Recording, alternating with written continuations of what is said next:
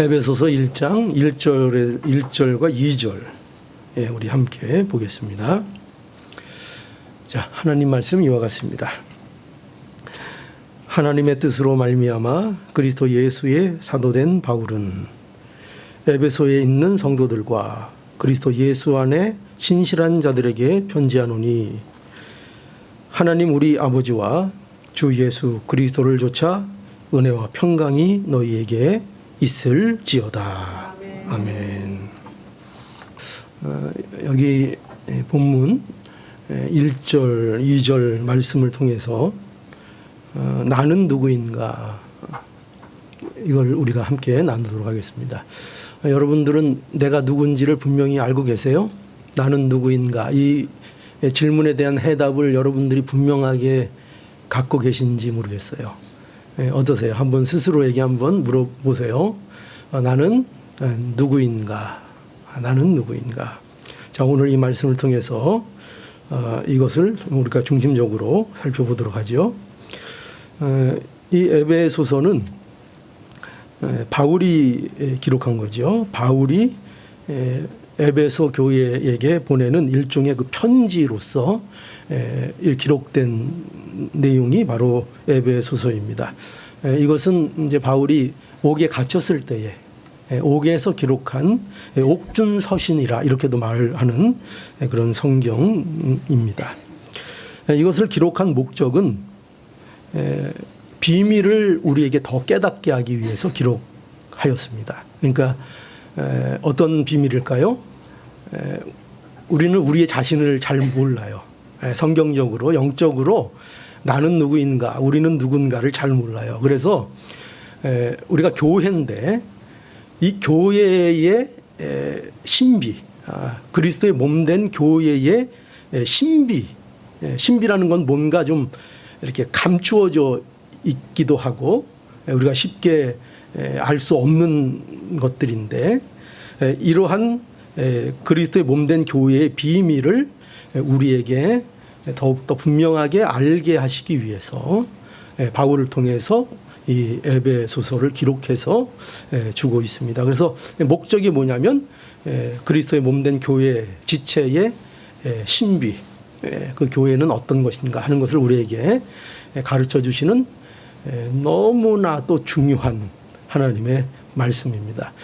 여기 오늘 본문을 우선 보면 1절과 2절인데 한번 어떻게 되어 있는가 볼까요? 본문 보면 여기 하나님의 뜻으로 말미암아 그리스도 예수의 사도된 바울은 에베소에 있는 성도들과 그리스도 예수 안에 신실한 자들에게 편지하노니 하나님 우리 아버지와 주 예수 그리스도를 조차 은혜와 평강이 너희에게 있을지어다 이렇게 말씀하고 있습니다.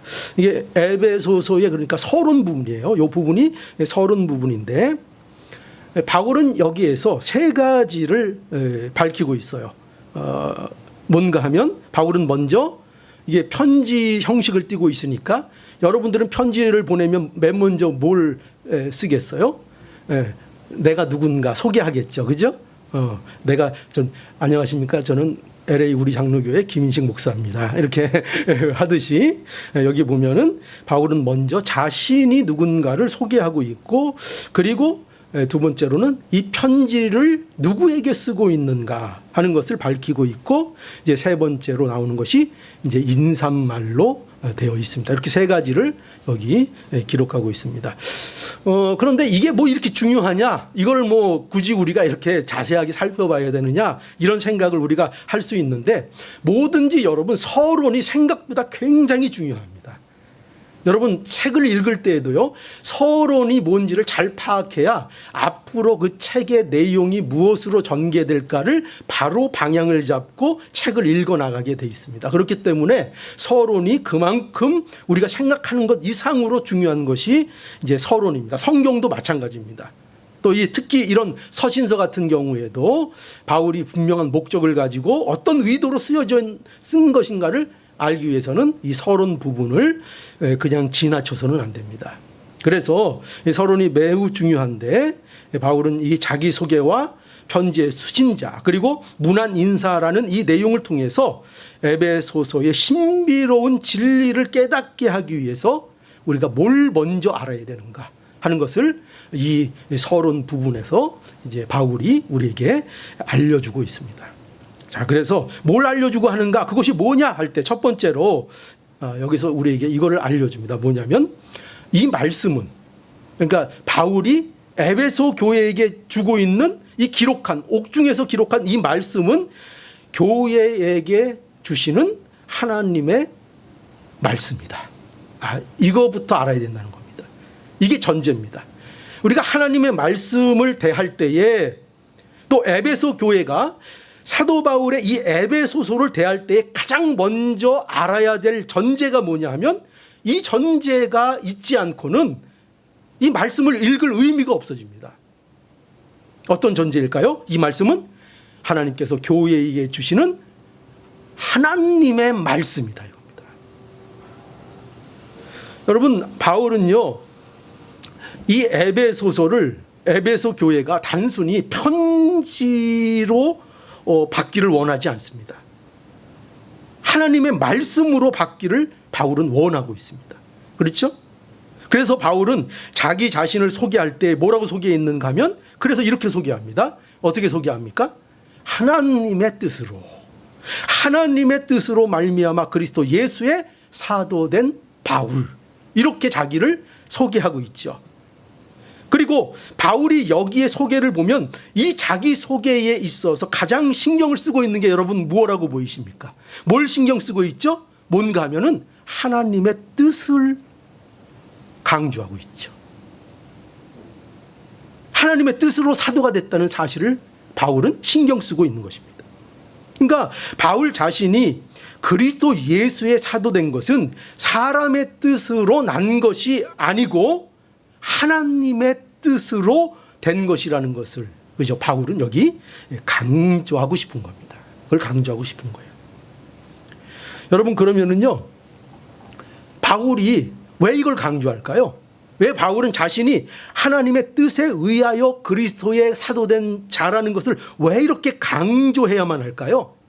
이것은요, 바로 이 에베소서의 말씀이 하나님의 뜻을 따라 그리스도의 권위로 주어진 말씀으로 에베소서 교회들이 받기를 원하기 때문입니다. 하나님의 말씀으로 받기를 원하고 있는 거예요. 그래서 오늘도 우리가 이 사실을 분명히 하고 이 말씀을 받아야 하는 거예요. 저와 여러분들이. 그러니까 에베소서의 권위가 누구에게 있다고요? 바울에게 있는 게 아니에요. 그죠? 하나님께 있다는 거예요. 이 말씀은 바울이 창작해낸 바울의 고한물이 아니라는 거예요. 하나님께서 교회를 위해서 주신 하나님의 말씀이다, 이렇게 강조하고 있는 것입니다. 여러분, 분명히 아셔야 돼요. 이게 하나님의 말씀을 대할 때 우리가 기본적으로 가져야 되는 우리의 생각이고 우리의 마음입니다. 자, 이 성경은 다 누구의 말씀입니까? 모든 성경의 말씀은 하나님의 말씀이라는 이 사실 위에 우리가 시작을 해야 합니다. 이 말씀은요, 사람을 사용해서 기록되었지만 사람이 저자가 아닙니다. 성경의 말씀은요, 인간들의 종교 이야기가 아닙니다. 어떤 교주의 사상을 담고 있는 것이 아닙니다. 어떤 인간의 고상한 지혜를 담고 있는 것이 아닙니다. 성경은요, 오로지 하나님의 말씀입니다. 그래서 디모데후서 3장 16절에서 17절을 보니까 이렇게 성경은 증거하고 있습니다. 모든 성경은 하나님의 감동으로 된 것으로, 그죠?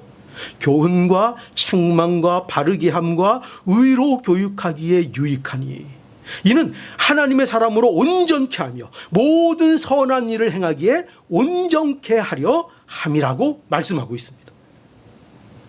그러니까 여러분 보세요. 우리 교회가 어떤 교회가 돼야 되고 우리 교회가 어떤 방향으로 나가야 될지 그 모든 결정의 권한은 누가 과연 가지고 계십니까? 하나님이 그 결정권을 가지고 계십니다. 어떤 것이 좋은 교회인가? 어떤 것이 아름다운 교회인가? 교회는 어떤 교회가 되어야 되는가? 그것을 우리가 결정하지 않습니다. 그 모든 결정권은, 권한은 오직 하나님께 있습니다. 오직 하나님의 말씀만이 우리 교회가 가야 될 방향이 무엇인지를 알려줍니다. 오직 말씀만이 기준입니다. 하나님의 말씀만이 우리를 온전케 하고, 하나님의 말씀만이 모든 선한 일을 행하도록 우리를 온전케 하는 하나님의 능력입니다. 오직 말씀만이 그렇습니다. 여러분, 하나님의 말씀이 우리의 생명입니다. 믿으십니까? 예, 이거를 믿고 이 전제 아래 모든 말씀을 여러분들이 읽고 듣고 보아야 합니다. 하나님의 말씀은 나의 생명입니다. 우리의 생명입니다.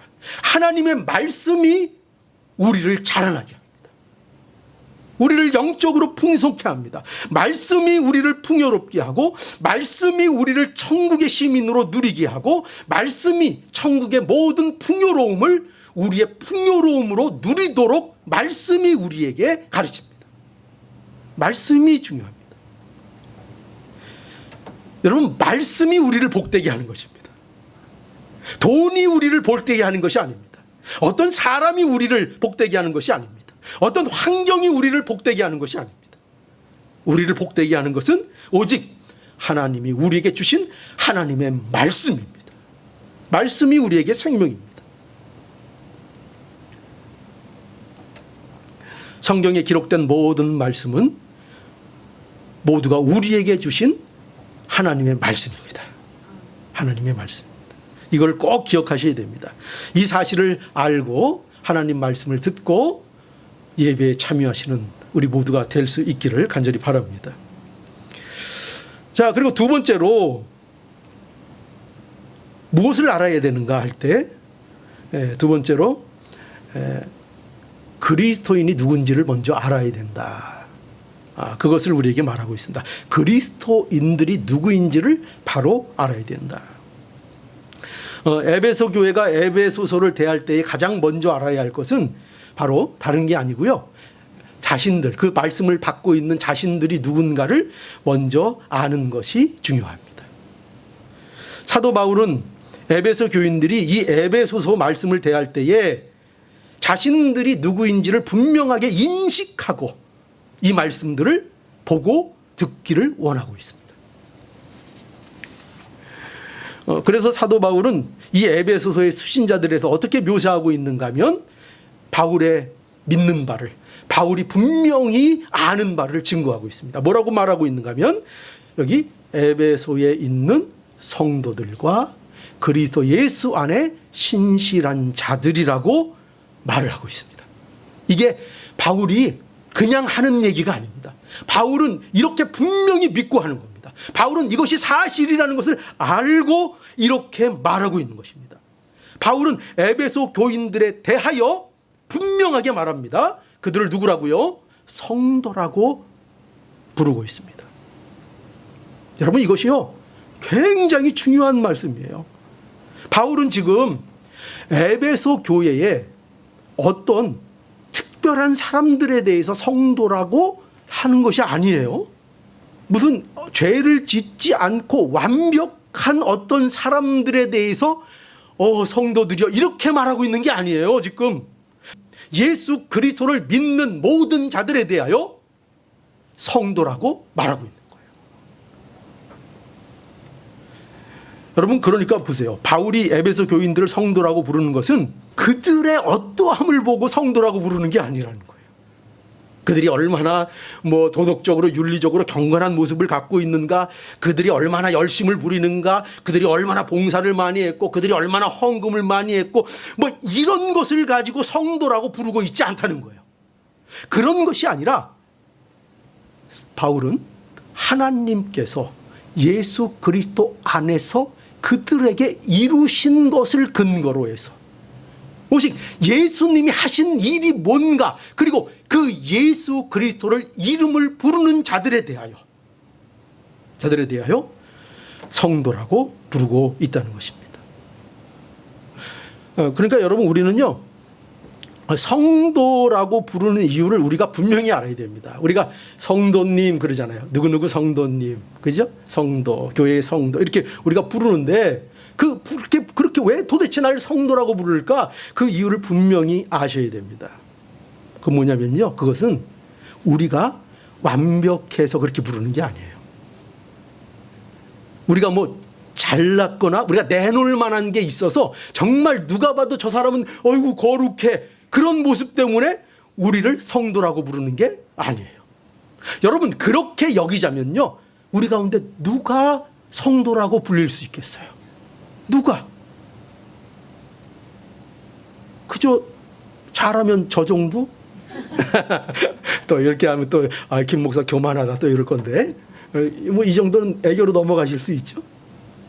예? 누가, 과연 우리 중에 누가 성도라고 자기 자신을 부를 수 있을까요?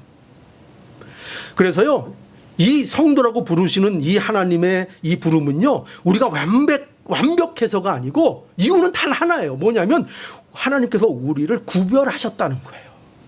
구별하셨기 때문에 우리를 성도라고 하는 거예요. 그래서 성도를 거룩한 자라고 하는 것입니다. 우리가 죄를 짓지도 않는 그런 자기 때문에 하나님이 우리를 거룩한 자, 성도라고 하는 것이 아니라 우리를 선택하시고 우리를 세상에서 구별해 내셨다고 해서 우리를 거룩하다고, 우리를 성도라고 이렇게 말씀하고 있는 겁니다. 그래서 우리가 성도인 거예요. 여러분, 왜 성도라고 부르시는지 알겠죠? 왜 성도라는 이름이 이렇게 존귀한 건 줄 알겠죠? 세상에 교회 다니는 사람들 중에 지옥 가는 사람은 있어도요, 성도 중에 지옥 가는 사람은 없어요. 여러분, 성도가 그렇게 중요한 겁니다. 목사가 중요할까요? 성도가 중요할까요? 성도가 중요합니다. 성도가 먼저 돼야 되는 거예요. 성도가 안 되면 목사가 된들 아무런 유익이 없어요. 성도가 안 되면 장로가 된들 아무런 유익이 없어요. 성도가 되지 않으면 교회에서 아무리 봉사 많이 하고 아무리 헌금 많이 하고 아무리 많은 것을 해도 아무리 열심을 부려도 아무 의미가 없어요. 하나님 앞에. 오직 성도가 되어야 합니다. 성도. 그런데 그 성도는 어떻게 되는 거예요? 내 힘으로 되는 것이 아니라 하나님이 우리를 선택하셔서 우리를 세상 중에서 구별해 내셔서 우리를 성도라고 하시는 겁니다. 하나님, 이런 모습인데요? 이렇게 못났는데요? 제가 성도예요? 성도 맞다. 왜요? 어떻게 해요? 저한테 그런 자격이 있어요? 물론 너에게 없지. 그러나 내가 너를 택해서 너를 거기서 건져냈다. 그러니 너는 성도다. 요한복음 15장에 보면 너희가 세상에 속하였으면 세상이 자기의 것을 사랑할 터이니 너희는 세상에 속한 자가 아니요. 그죠? 도리어 세상에서 누구의 택함? 나의 택함을 입은 자인 거로 세상이 너희를 미워하느니라. 여러분, 우리는요, 택함을 받았어요. 소속이 달라지는 거예요. 이제 우리의 소속은요, 이제 세상이 아니에요. 여러분, 이 사실부터 분명히 하고 넘어가야 돼요. 그리스도 안에 있는 자들은요, 이제 더 이상 소속이 있잖아요. 군대 가면 소속이 있잖아요. 너 어디 소속이야? 예, 저 17사단 누구입니다. 소속이 있잖아요. 우리의 소속은 더 이상 세상이 아니고 어디라고요? 우리의 소속은 하나님의 나라예요. 하나님의 백성이에요. 소속이 바뀌었다니까요. 내가 부족하지만, 내가 아직 연약하지만, 그러나 분명한 사실, 예수 그리스도 안에서 나의 소속이 바뀌었다. 이게 구원을 받은 겁니다. 택함을 받은 겁니다.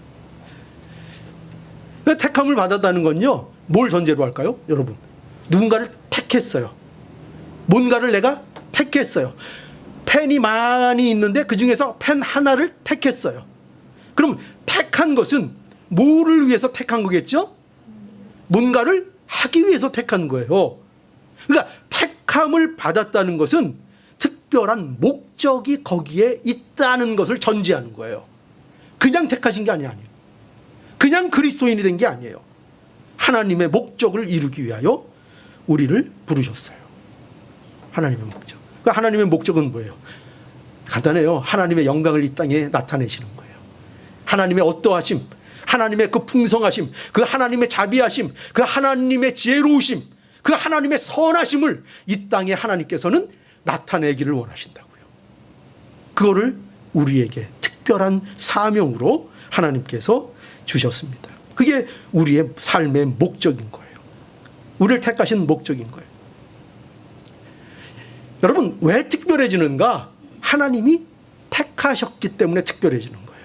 우리 자신이 특별해서가 아니라 하나님 앞에 택하심을 받은 것으로 특별해지는 거예요. 저 예전에 우리 못 살 때 말이죠. 예전에 그런 일들이 많았어요. 우리 어머니들이 저녁에 밥을 지으시면 이제 저녁에 늦게 일터에서 돌아오시는 아버지를 위해서, 기억나세요? 그런 분들 밥을 이렇게 따로 떠놨다고요. 따로 이렇게 맛있게 해가지고, 맛있는 분 샥 해가지고 이게 딱 한 고봉 이렇게 딱 한 그릇을 떠서 어디다가 보관했어요. 예전에 무슨 뭐 어디 보관할 때가 따로 있어요? 어디다 했어요? 전기밥통도 없고 따뜻한 아름, 그죠? 아름하게 이불 속에다가, 여기 요새 젊은 분들은 잘 모르시죠? 예전엔 그랬어요. 아름묵에다가 그거 이렇게 해가지고 이렇게 넣어놨어요. 아버지 들어오셔서 따뜻한 밥 드시게 하시려고 그렇게 했습니다. 여러분 보세요. 그러면 이 밥은요, 이제 애들이 건드리면 돼요, 안 돼요? 안 되죠. 왜 그래? 같은 밥이에요. 아까 밥통에 있던 밥하고 이거하고 다른 밥이에요.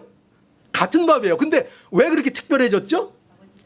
요거 아버지 드리려고 특별히 구별해 놓은 거예요. 거기 이렇게 떠는 거예요. 밥이 이렇게 한 바지 있는데 거기에서 구별해서 이렇게 떠가지고 구별해서 떠냈어요. 그래서 담아서 따로 보관했어요. 이제 이거 건드리면 애들 죽는 겁니다.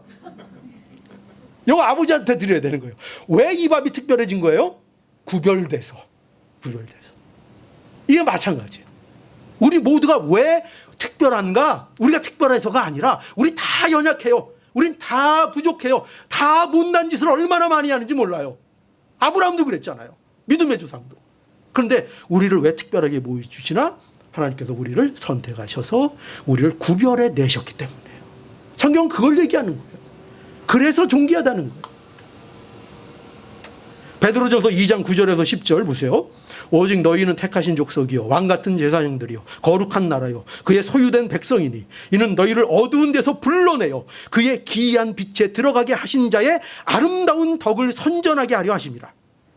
너희가 전에는 백성이 아니더니 이제는 하나님의 백성이요 전에는 긍휼을 얻지 못하였더니 이제는 긍휼을 얻은 자라.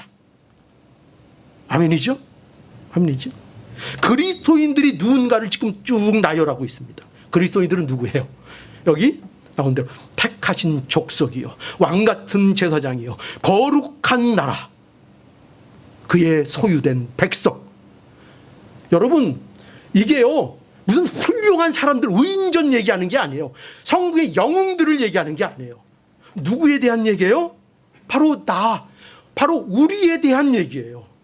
우리가 이런 현실이 우리의 것이 되었다고요. 바로 내가 뭐라고요? 하나님이 택하신 자요 왕같은 제사장이요 거룩한 나라요 하나님의 나라라니까요. 우리가 여러분 이 자부심을 이 영광을 여러분들이 알아야 돼요. 여러분 존재 자체가 하나님의 나라라고요. 이걸 아셔야 돼. 제발 이걸 알면 자신을 그렇게 함부로 굴릴 수 없어요. 우리는 하나님의 나라로 세워진 자들이라고요. 어디에 가서나 이 사실을 기억하시기 바라요.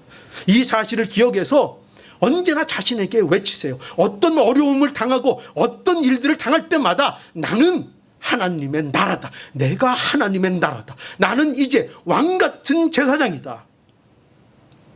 하나님의 백성이다.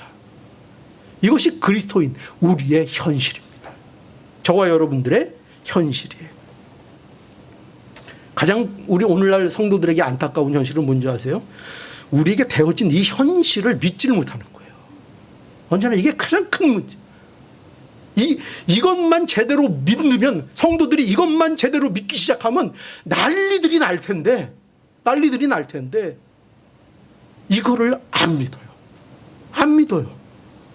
이 놀라운 우리 자신들의 현실, 우리가 뭐가 됐는지를 안 믿어요. 도대체 안 믿어요. 그러니 그렇게 작은 일에도 실망하고 낭망하고 엎어지고. 아니 생각해 보세요. 하나님의 백성이고 하나님의 것이 되었고 왕같은 제사장이 되었는데, 아니 그것으로 뭘 못 이기겠어요? 뭘 극복하지 못하겠어요?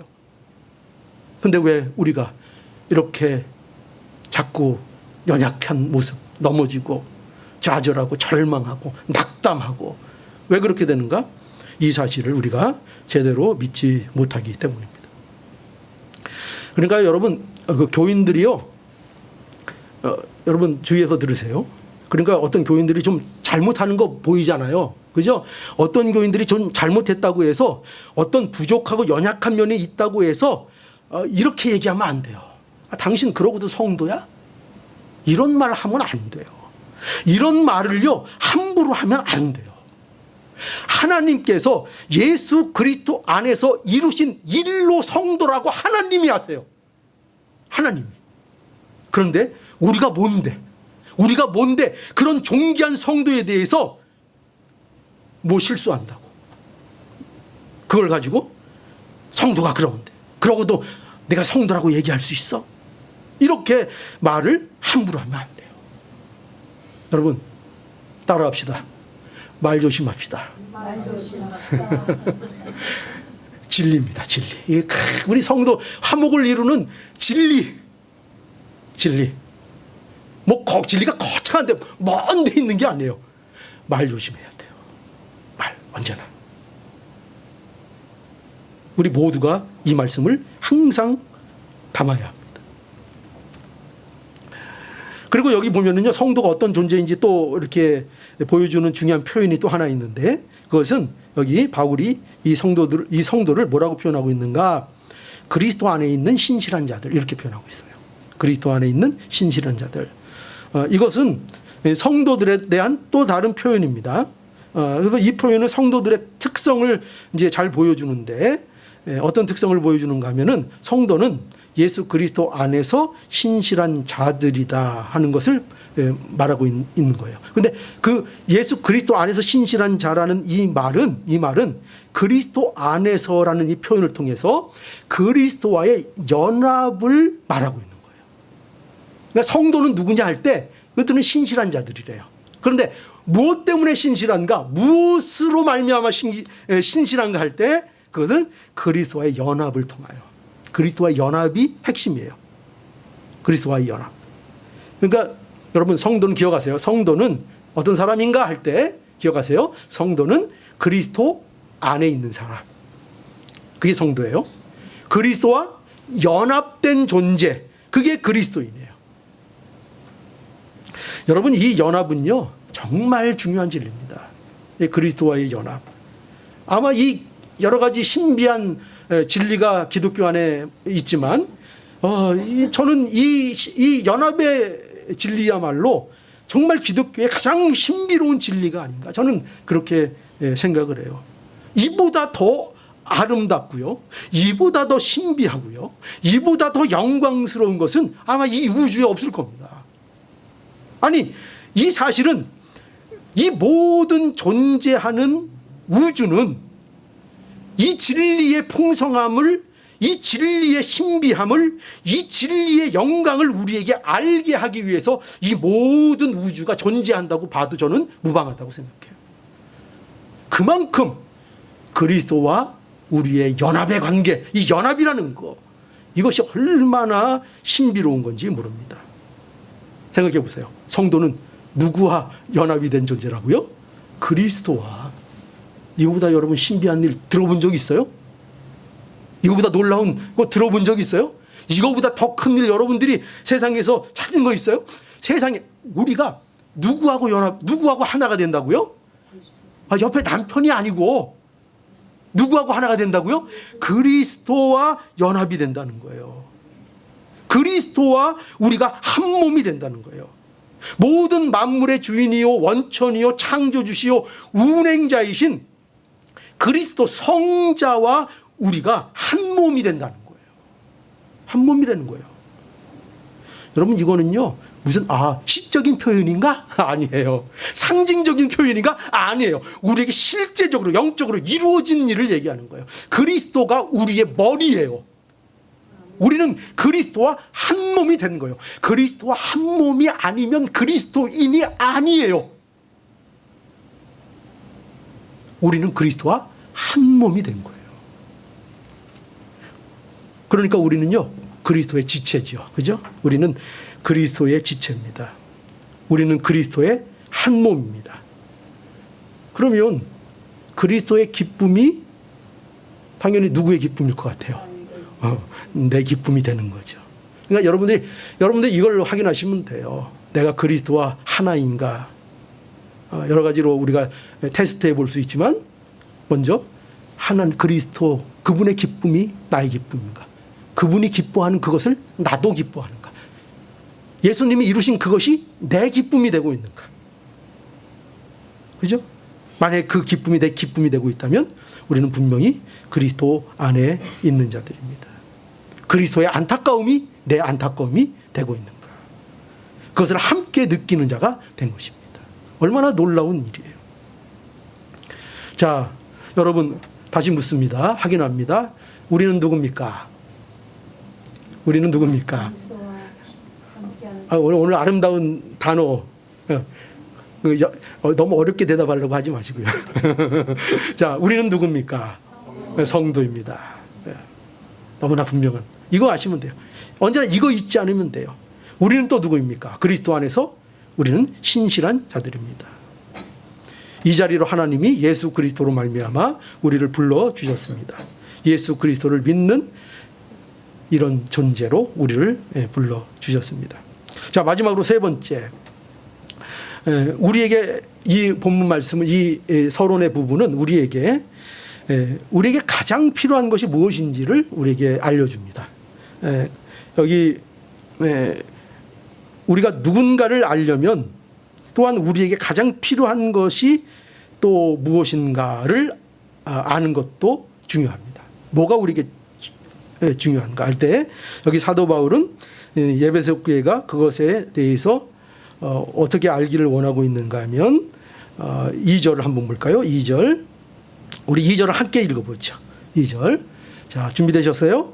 예, 시작. 하나님 우리 아버지와 주 예수 그리스도에게서로 은혜와 평강이 너에게 있을지어다. 예, 아멘.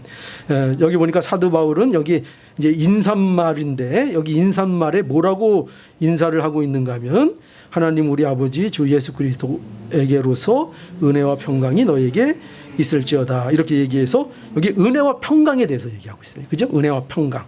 그러니까 바울은 에베소 교회에 그 무엇보다도 뭐가 필요한 줄 알고 있죠? 뭐가 필요하다? 은혜와 평강이 필요하다. 그죠? 은혜와 평강이 필요하다. 여러분, 언제나 인사말에는요, 가장 중요하고 가장 필요한 것을 얘기하게 돼 있어요. 예전에 우리 못 먹던 시대에는 인사가 뭐였거든요? 뭐였게요? 지금도 오늘날 그런 분들이 많이 있죠. 밥 먹었어? 그죠? 어떻게 때는 어떻게 해결하셨습니까? 왜 그랬어요, 예전에? 먹는 게 너무 귀해서. 그죠? 그래서 가장 필요한 거. 언제나 그 인사말에 중요한 쓰이는 단어가 그 시대에 가장 필요로 하는 거. 그죠? 요새는 뭐 인사말이 뭐예요? 요새는 뭐죠? 안녕하세요. 요새 너무 위험하니까. 그죠? 세상 사는 게 너무 위험하니까. 또 미국에서는 보면 다 하이 이러죠. 제 생각에는 하이 손을 잘 들어요. 나 총 없다 이러는 것 같아요. 그런 건지.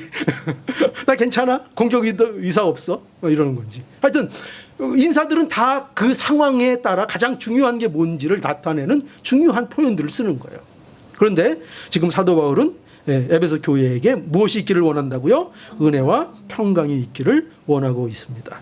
은혜라는 게 뭐예요? 은혜는 우리가 전혀 받을 자격도 없고 우리가 전혀 한 일도 없는데 얻게 되는 게 은혜죠. 그죠? 은혜.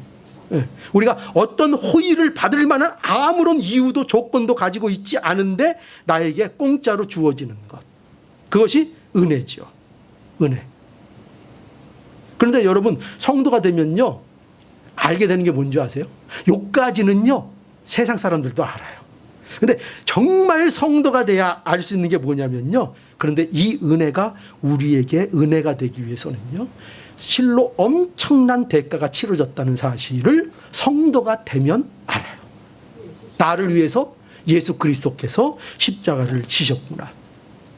이 은혜가 나에게 은혜로 역사하기 위하여 예수 그리스도께서 십자가를 지셨다는 이 사실을 알고, 이 은혜가 얼마나, 그저 나에게는 아무 대가 없이 주어졌지만 이 대가 없는 은혜가 나에게 역사하기 위하여 어떤 대가가 성자 예수님으로 인하여 치러졌는가를 알게 되는 거예요. 그래서 복음을 결단코 가볍게 여기지 않아요. 값싼 복음으로 여기지 않아요. 공짜니까 사람들이 희화해서 놀리잖아요. 구원이면, 그러면 구원 주면 받을 수 있냐? 구원, 10원 다음 밑에 구원, 그죠? 그런 조롱, 그렇죠? 그런 말들 하고요. 복음은 값싼 복음이 아니에요.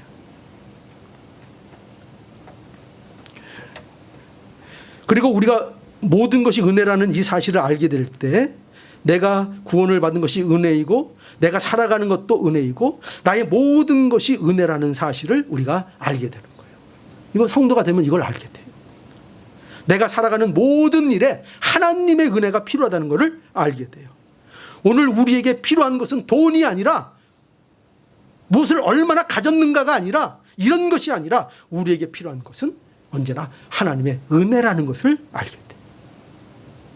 그래서 늘 은혜를 사모하게 돼 있어요. 그리스도로 오는 은혜, 그죠?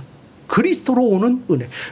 내 감정의 기복을 얘기하는 게 아니에요. 어떨 때는 막 즐거웠다가 어떨 때는 슬펐다가 뭐 자기 혼자 북치고 장구치고 하는 그런 거 얘기하는 거 아니에요. 하나님으로부터 오는 은혜, 이 은혜가 우리에게 필요하다. 이 은혜가 있으면 반드시 뭐가 따라와요? 평강, 그죠? 그래서 은혜와 평강입니다. 이 평강은요, 휴전 상태를 말하는 게 아니에요. 원수가 싸우던 것을 중지하고 가만히 있는 것을 말하는 것이 아니라, 바울이 말하는 평강은 적대 관계에서 완전히 돌이켜서 완전히 다시 화목을 이루는 걸 얘기하는 거예요. 서로 껴안는 거예요. 아이, 됐어, 그래, 뭐 없던 일로 해, 아이, 우리 이제 화목. 이게 아니라, 아유, 집사님, 내가 미쳤었나 봐. 내가 그때 왜 그런지 모르겠어. 집사님, 일로 와봐. 미안해. 아, 우리 맛있는 거 먹으러 갈까? 내가 다음부터는 절대 이런 실수 안 할게. 내가 잠깐 마귀가 들어왔었나 봐. 그렇게 완전히 새로 돌이켜서 완전히 서로 부둥켜 안고 화목하는 거예요. 이게 평강, 이게 교회의 평강이에요. 하나님이 우리에게 이루어주신 평강이에요. 우리에게는 없던 평강, 예수 그리스도로만 이루어지는 평강, 그 평강을 우리에게 주셨어요. 분명히 우리에게 주셨어요. 근데 우리는 그 받은 것을 쓰지 못하고 그냥 장록 밑에 그냥 꼿꼿이 그냥 꾸역꾸역 넣어놓고만 사는 거예요. 넣어놓고만. 집에 금덩이가 몇 톤이 있으면 뭐예요? 땅에 그냥 묻어놓고 평생을 안 쓰고 그냥 죽을 건데. 여러분, 하나님이 우리에게 주신 것들이 그렇다니까요. 우리에게 평강을 주셨어요. 하나님이 말할 수 없는 그리스도의 평강을 우리에게 주셨어요. 이 평강을 우리가 사용해야 돼요. 이 화목을 우리 안에 누려야 하는 것입니다. 그런데 이 은혜와 평강을 경험하는 유일한 방법은 오직 예수 그리스도, 그죠? 예수 그리스도께 나가는 거예요. 오늘 이 말씀을 통해서 우리 자신을 점검해야 합니다. 우리에게 그 무엇보다 소중한 것이 과연 무엇인가? 우리는 지금 무엇을 구해야 하는가? 바로 하나님이 주시는, 예수 그리스도 안에서 주시는 은혜와 평강입니다. 은혜와 평강.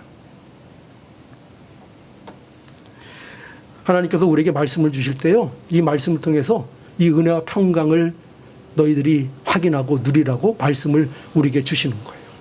모든 말씀이 우리에게 그렇게 주시는 거예요. 사랑하라. 하나님 어떻게 사랑해요? 여러분, 제가 분명히 말씀드려요. 하나님이 사랑하라 이렇게 말씀드리잖아요. 그러면 예, 사랑할게요. 저 자신 있어요. 이러면 틀려요. 사랑하라. 원수를 사랑하라. 그럼 여러분들은 어떻게 처음에 반응해야 되는 줄 아세요? 저는 틀렸네요. 저는 틀렸네요. 하나님, 이런 걸 저한테 시키시면 어떡합니까? 전 못해요. 그래서 어디로 가야 돼요? 예수님 어디 있어? 예수님. 이래야 맞는 거예요. 사랑하는가? 난 사랑할 수 있어. 틀린 거라니까요. 말씀을 대하면, 모든 말씀을 여러분들이 대하면요, 그 말씀 속에서 먼저 불가능합니다. 저로는 안 됩니다. 못합니다. 제가 이거 하는 거 불가능합니다. 가 나와야 되는 거예요. 그거 알라고 말씀을 주시는 거예요, 여러분. 말씀을 주실 때 그거 갖고 잘난 척하라고 말씀을 주시는 것이 아니라 그 말씀을 받고 나는 역시 안 됩니다를 알라고 말씀을 계속 주신다니까요. 오늘 이 말씀을 여러분들이 받을 때에도 그렇게 할게요. 그렇게 하면 되죠. 이러면 안 된다니까요. 저로는 안 됩니다.